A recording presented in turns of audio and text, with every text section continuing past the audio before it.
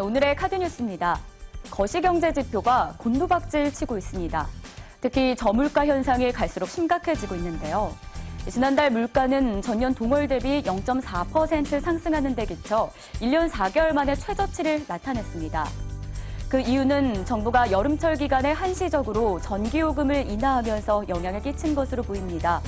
이로 인해 전기 수도 부문은 1년 전보다 12% 넘게 하락했습니다. 하지만 체감 물가는 여전히 높기만 한데요. 폭염 탓에 농작물은 지난해 같은 기간보다 무려 30%나 오르는 모습이었습니다. 정부가 발표하는 통계 수치와 국민들이 체감하는 물가는 여전히 괴리가 커 보입니다. 한편 지난달 수출은 401억 달러로 1년 전보다 2.6% 증가했는데요.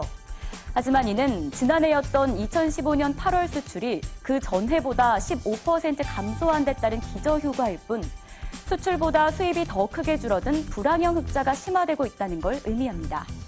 또 7월 경상수지는 87억 달러로 석 달 만에 가장 적은 수치를 나타냈습니다. 이런 가운데 그나마 경기를 떠받치던 소비는 주춤하고 있습니다. 7월 소매 판매는 전월보다 2.6% 줄면서 석 달 만에 감소세로 전환을 했는데요. 이는 22개월 만에 가장 큰 감소폭이었습니다. 자동차 개별 소비세 인하 종료 등 정책적 효과가 사라진 점이 주된 이유였고요. 특히 승용차 등 내구재 판매가 전달보다 9% 감소하는 모습이었습니다.